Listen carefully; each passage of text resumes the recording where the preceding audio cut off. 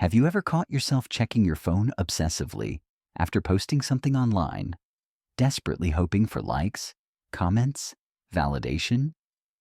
Have you ever said yes to something you absolutely didn't want to do just because you couldn't bear the thought of disappointing someone? Have you ever felt like you're performing your entire life, wearing different masks for different people, but never quite knowing who you really are underneath it all? If any of this sounds familiar, then you're trapped in what might be the most invisible prison of our time. A prison where the walls are made of other people's opinions, where the bars are constructed from your desperate need to be liked, and where the key to freedom has been in your pocket all along. You just never learned how to use it. Carl Jung, one of the most brilliant minds to ever explore the human psyche, understood this trap better than anyone. He saw how approval addiction doesn't just make you uncomfortable. It doesn't just cause a little social anxiety.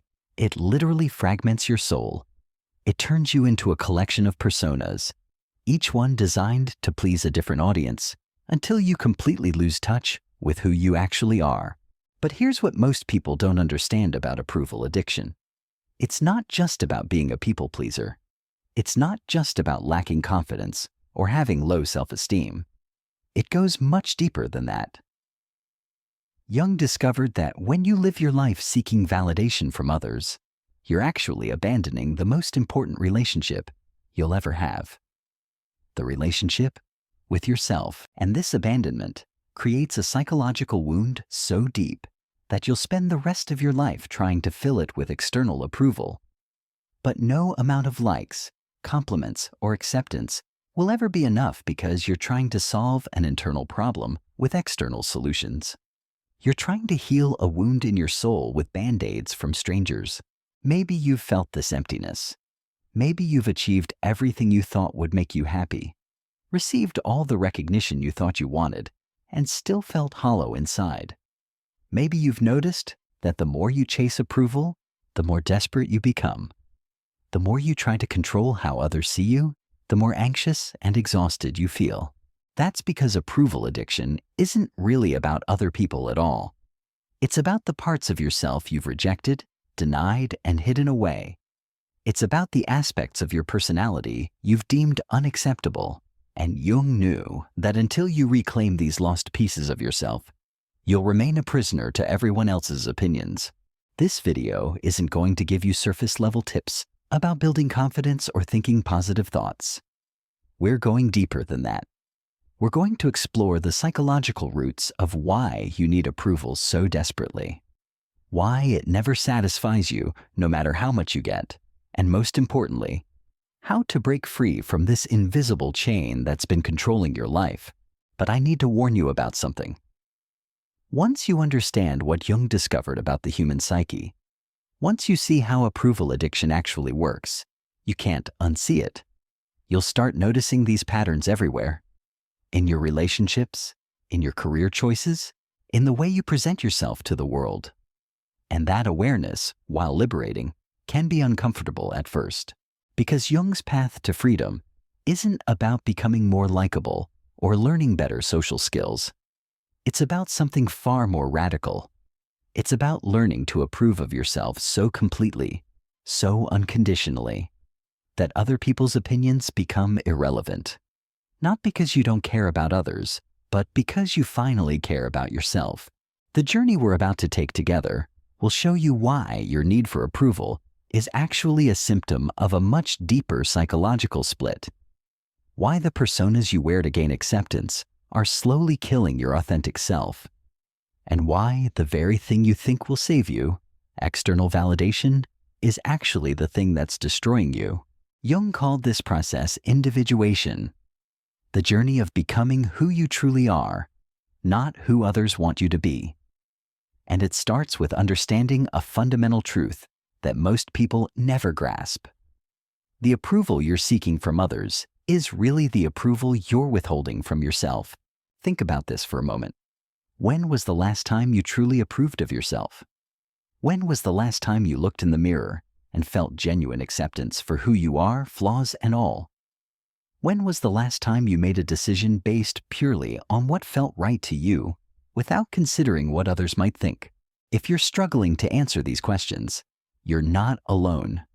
Most people have become so disconnected from their own inner voice that they've forgotten it exists.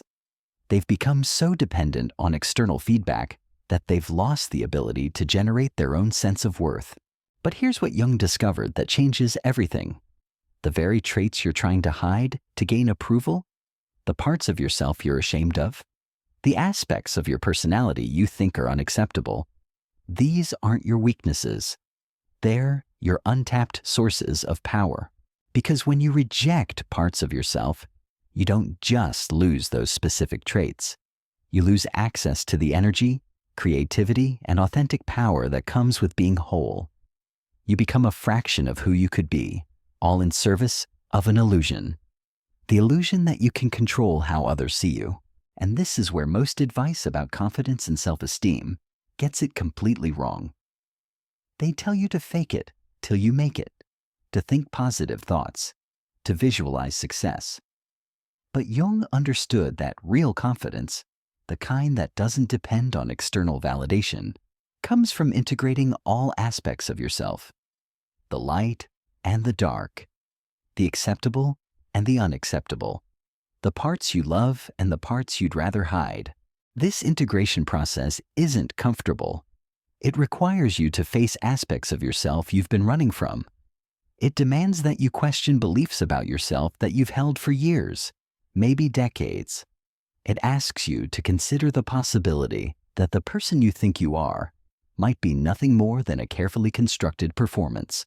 But on the other side of this discomfort lies something extraordinary, a sense of self that doesn't fluctuate based on other people's moods, a confidence that doesn't crumble when criticized, an inner peace that doesn't depend on external circumstances. This is what Jung called the authentic self, and it's what we'll be exploring in the next part of this journey. Because approval addiction isn't just a bad habit you can break with willpower. It's a complex psychological pattern that has roots in your childhood, your culture, and your deepest fears about being rejected or abandoned. Understanding these roots is the first step to freedom. In the next part, we'll dive deep into the psychological mechanisms that create approval addiction. We'll explore how your need for validation actually stems from a fundamental split in your psyche, a division between who you really are and who you think you need to be to survive in the world. We'll examine how this split creates what Jung called the persona, the mask you wear to gain acceptance, and how this mask gradually becomes a prison. We'll look at why some people seem naturally confident while others struggle with constant self-doubt. And we'll begin to understand how your relationship with approval is really a reflection of your relationship with the rejected parts of yourself. But most importantly, we'll start to see how breaking free from approval addiction isn't about becoming someone new. It's about remembering who you've always been underneath all the masks and performances. It's about coming home to yourself. So if you're ready to question everything you think you know about confidence, acceptance, and what it means to be truly free, then stay with me. Because what Jung discovered about the human psyche has the power to transform not just how you see yourself, but how you experience every relationship and every moment of your life. The journey to freedom begins with a single step, the courage to look within. The question you need to ask yourself right now is this: who are you when nobody is watching? When there's no audience to perform for, no approval to chase, no image to maintain. Strip away all the roles you play, all the masks you wear, all the carefully curated versions of yourself. And what remains? For most people, this question creates a terrifying void. Because they've spent so long being what others wanted them to be, that they've completely lost touch with their authentic self. They've become professional actors in their own life, playing a character so convincingly that they've forgotten it's just a performance. Jung understood that this disconnection from your true self doesn't happen overnight.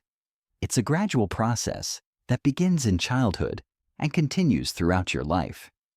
Every time you were told to be quiet when you wanted to speak, every time you were punished for expressing genuine emotion, every time you learned that love was conditional on your behavior, You absorbed a dangerous message. You learned that who you naturally are isn't acceptable, and so you began to split. You took the parts of yourself that received approval and amplified them. You took the parts that were criticized or rejected and buried them deep in your unconscious. This isn't a conscious choice. It's a survival mechanism. But over time, this split becomes so complete that you forget those rejected parts ever existed. Jung called these rejected aspects your shadow. Not because they're evil or wrong, but because they exist in the darkness of your unconscious, hidden from your awareness.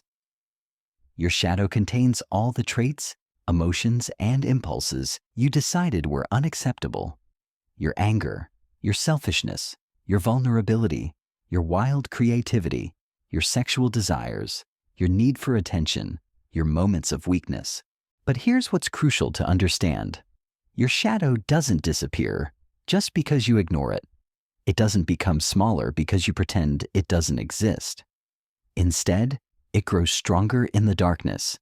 It begins to control your behavior in ways you don't even recognize.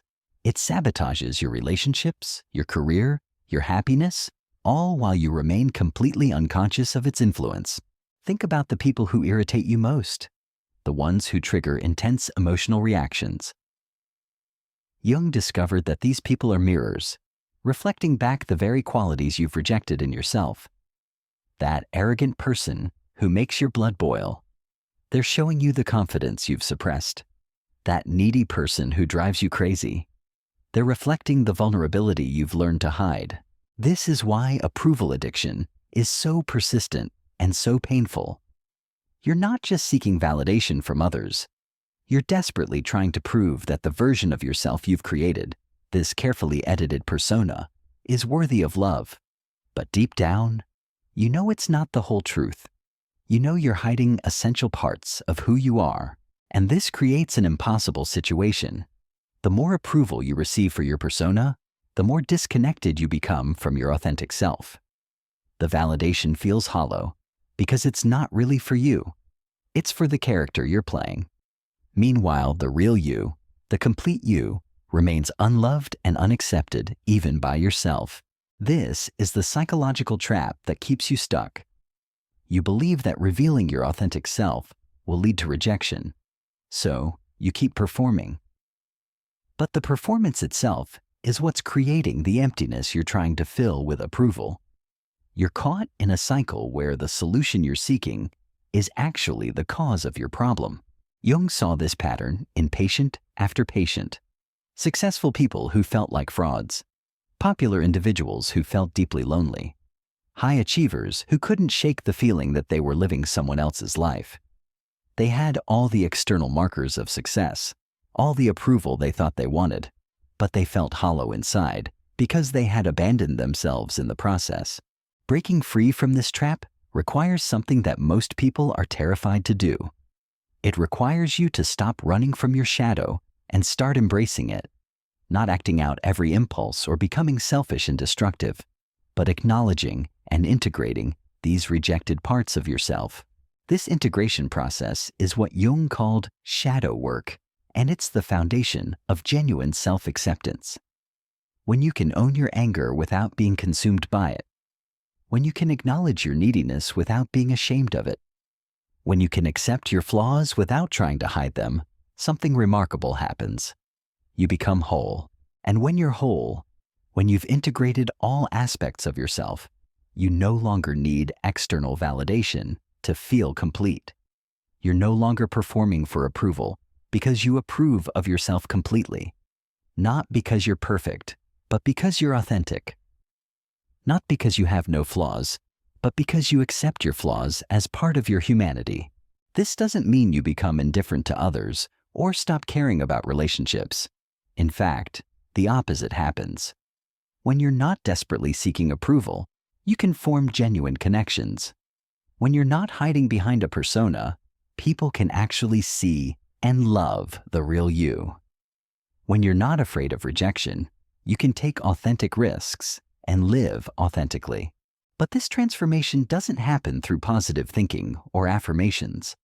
It happens through a process of deep self-examination that most people avoid because it's uncomfortable.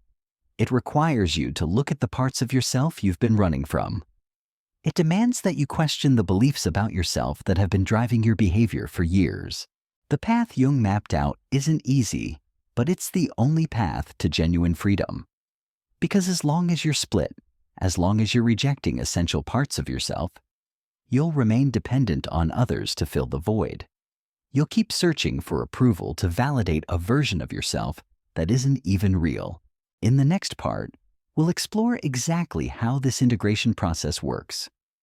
We'll look at practical ways to identify your shadow, to reclaim the parts of yourself you've rejected, and to begin the journey toward wholeness. We'll examine why this work is so difficult and why most people give up before they experience the freedom that comes with self-acceptance.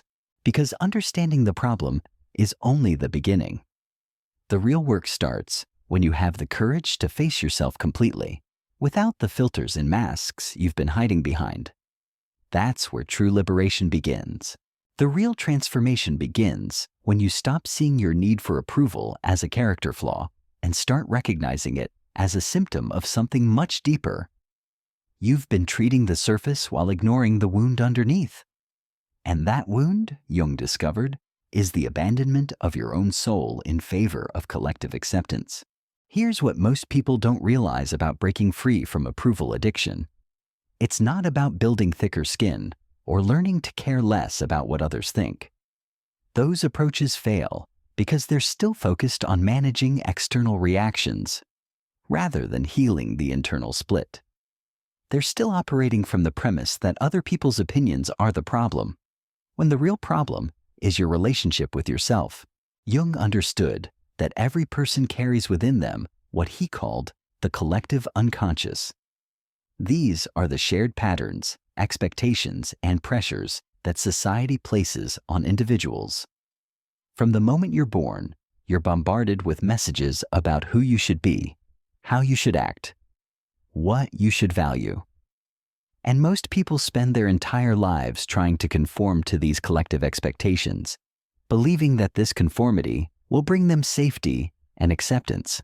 But conformity always comes at a price. The price is your individuality.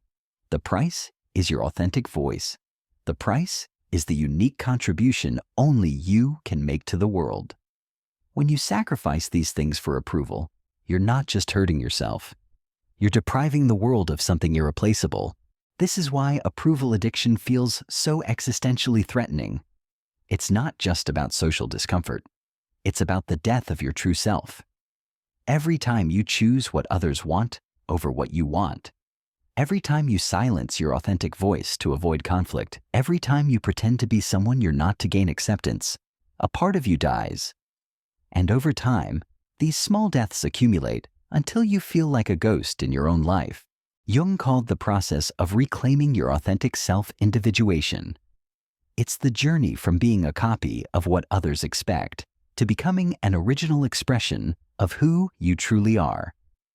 And this journey requires you to do something that feels almost impossible at first. You have to be willing to disappoint people. You have to be willing to be misunderstood. You have to be willing to stand alone if necessary. This isn't about becoming selfish or inconsiderate.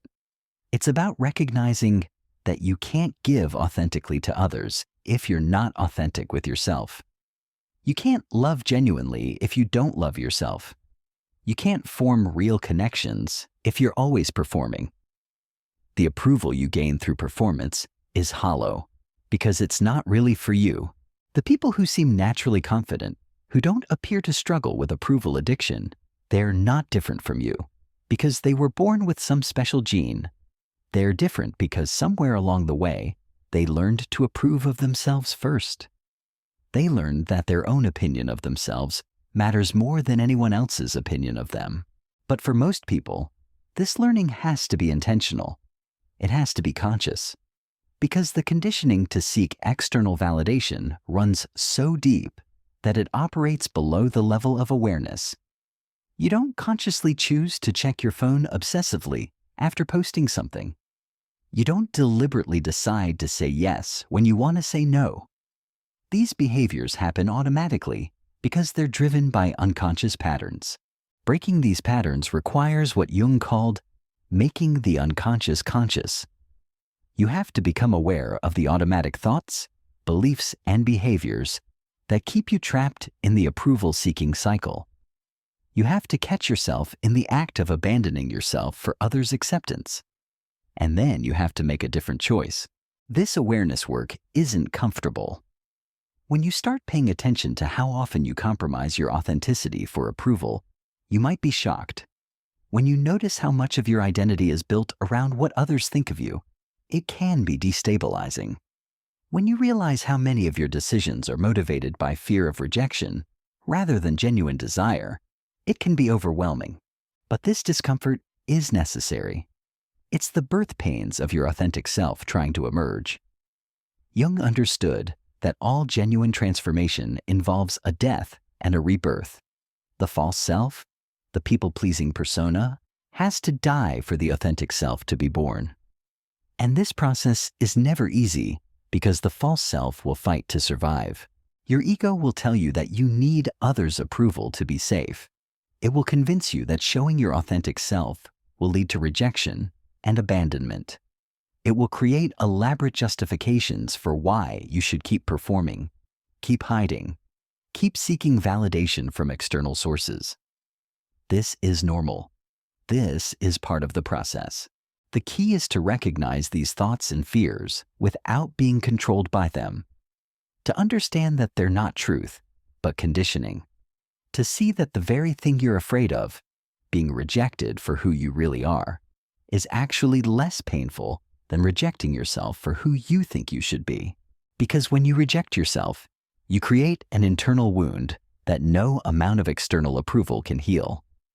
When you abandon your authentic desires, opinions, and feelings, you create an emptiness that grows larger the more you try to fill it with others' validation. When you live as a performer rather than as yourself, you ensure that you'll never feel truly seen or loved because the real you remains hidden. The path to freedom isn't about becoming invulnerable to others' opinions. It's about becoming so connected to your own inner truth that external opinions lose their power to define you. It's about developing such a strong relationship with yourself that you no longer need others to complete you or validate your worth. This transformation happens gradually through small acts of courage. Each time you express an authentic opinion, despite potential disagreement, each time you set a boundary, even when it might disappoint someone, each time you choose what feels right to you over what others expect from you. These moments accumulate and slowly shift your relationship with yourself and with approval. And as you begin to approve of yourself more consistently, something magical happens. You start attracting people who appreciate your authenticity rather than your performance. You begin forming relationships based on genuine connection rather than mutual need. You discover that the very thing you were afraid of, being yourself, is actually what creates the deepest and most satisfying relationships. The journey Jung mapped out isn't about becoming perfect or achieving some impossible standard of self-acceptance. It's about becoming whole. It's about integrating all aspects of yourself, the light and the shadow, the strengths and the vulnerabilities, the parts others approve of and the parts they might reject. When you're whole, when you've stopped fragmenting yourself for others' comfort, you no longer need their approval because you have something far more valuable. You have your own approval. You have a relationship with yourself that's so solid, so accepting, so complete that external validation becomes nice to receive, but not necessary for your well-being. This is true freedom. Not the freedom from caring about others, but the freedom to care about yourself first. Not the freedom from relationships, but the freedom to enter relationships as a whole person rather than as someone seeking completion. Not the freedom from all discomfort, but the freedom to choose discomfort consciously rather than having it imposed by your own self-abandonment. If you've stayed with me through this entire exploration, it means something in you is ready for this freedom. Something in you recognizes that the approval addiction that's been controlling your life isn't serving you anymore. Something in you knows that you deserve to be loved for who you really are, not for who you pretend to be. The question now isn't whether you can break free from approval addiction. The question is whether you're willing to do the work it requires, whether you're ready to face the parts of yourself you've been hiding, whether you have the courage to disappoint others in order to stop disappointing yourself, because your authentic self is waiting.